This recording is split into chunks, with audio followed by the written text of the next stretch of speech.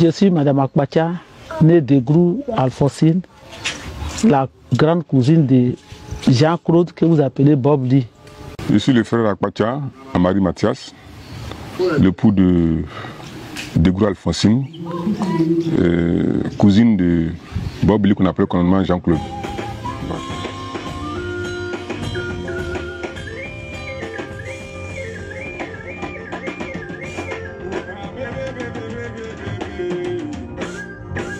Bob Lee vient de Divo. Divo précisément, Boudoukou, mais Boudoukou, ce village est devenu la ville, devenu un quartier de la ville. Sa mère est ma tante, la petite sœur de mon papa. Donc, en tout cas, nous deux, l'ambiance, en tout cas, c'était bon. On s'entendait bien, il y avait l'amour entre nous deux. Bob Lee, pour moi, en tout cas, il était un soutien pour la famille. Il faisait tout pour la famille. Quand tu n'aimes pas quelque chose, tu dis que je n'aime pas. Ça, je sais pour ça. Quelque chose qu'il n'aime pas, il dit ça, je n'aime pas. Mais quand il est en accord avec toi là aussi, il est en accord avec toi dans la folie. C'est-à-dire qu'il peut t'aimer à la folie. Et aussi il peut t'haïr aussi à la folie. Ça, c'est ce que c'est. C'est un homme direct, honnête dans cette vie. Ça, c'est ce qui m'a marqué dans son franc-parler. Il était l'espoir de Samo. Il est parti aux États-Unis. En tout cas, j'ignore l'âge qu'il est parti, mais il travaillait à Abidjan ici. Puis il est parti. Quand il est parti aussi, nous, on n'a pas vite appris ça. Ça a été un peu une cachette. C'est après ça qu'on a appris qu'il était aux États-Unis. J'ai connu Bob Lee à travers sa maman. Sa maman vivait avec nous à la maison ici. Donc, c'était ma belle-mère. C'est la maman de ma femme, mon épouse, sa tante. On vivait à la maison aussi. Une fois, il est venu voir sa maman, j'ignore l'année, mais il est venu voir sa maman. La surprise. Ma vieille m'a dit qu'il est venu la surprendre. Et elle était tellement heureuse de le voir. Il est venu, il a fait les dons, il a payé pain, il a payé poisson, tout pour lui donner. Ah, Bob Lee, en tout cas, tous les fins du mois, il faisait tout pour avoir un peu d'argent pour que je puisse aussi soutenir la vieille. Parce qu'il passait par moi maintenant pour voir la vieille. Et c'est par là maintenant il a acheté le portable Android pour que je puisse à chaque fois causer. Parce qu'il dit que quand on cause et puis il ne me voit pas, ça le prépare. Donc on causait directement sur WhatsApp. On faisait souvent les appels vidéo. Il a fait beaucoup pour la famille. Il m'arrivait un moment, je ne sais pas ce qui s'est passé. Et puis il y a eu des petits mélangements. Et c'est ce qui a fait qu'il a tourné deux à ça. Sinon pour la famille, il faisait beaucoup. Moi, ma connaissance m'a dit qu'il faisait beaucoup parce que jusqu'à nos tantes, nos cousines, chacun payait des portables. Quand tu dis que tu as besoin de ça, il donne. En tout cas, il avait la main facile. Il avait la main facile d'aider les gens. Moi, on avait un projet, tant que je suis à la retraite, on avait un projet de construction d'hôtel à Divo. Et je suis même allé à Divo chercher de l'eau. D'aujourd'hui, j'ai encore des papiers de ce lot-là avec moi. Donc il me fait confiance, moi aussi je fais confiance, il lui fait confiance. Donc on avait ce projet-là, on devait construire un hôtel à Divo ensemble. Et puis bon voilà, on a géré ça.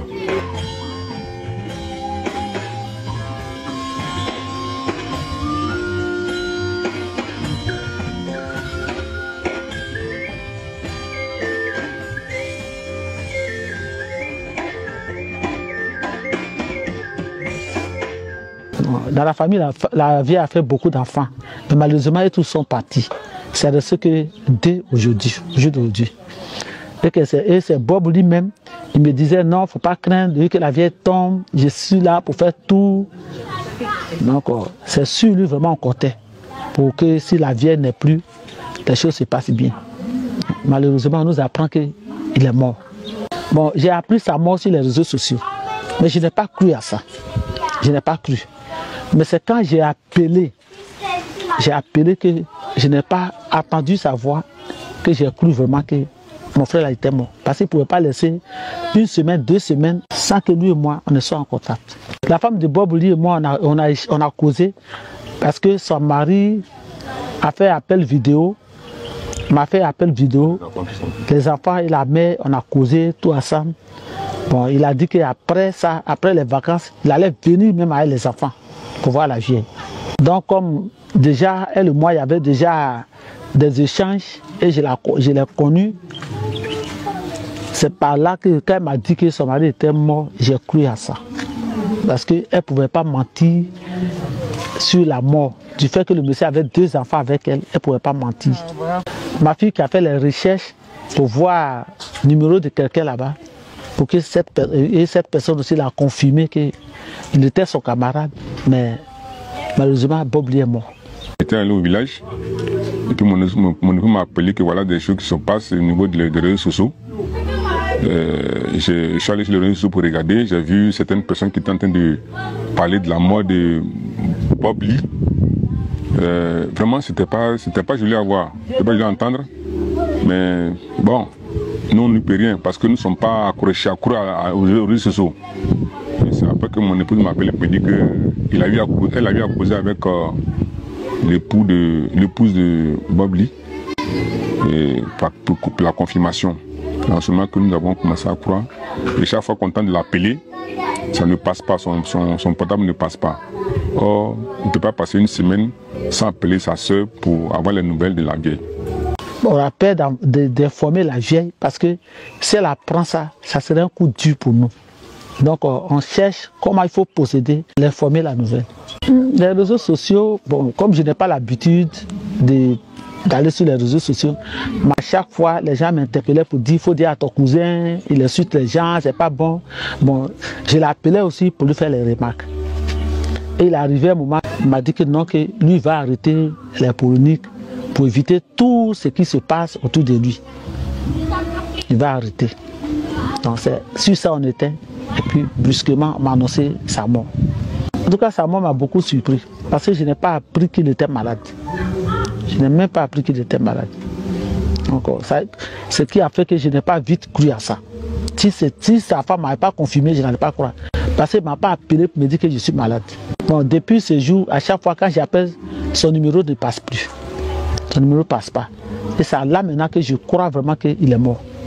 Parce qu'il ne pouvait pas laisser une semaine sans prendre les nouvelles de sa maman, surtout sa maman. Tout ce qui arrive à l'homme, ça dépend de Dieu. C'est le seul.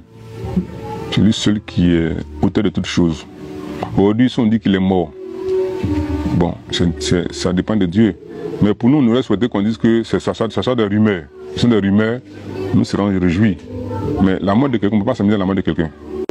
Il est mort, bon. Ceux qui s'amusent à ça, si c'est faux, c'est vrai, ça c'est leur problème.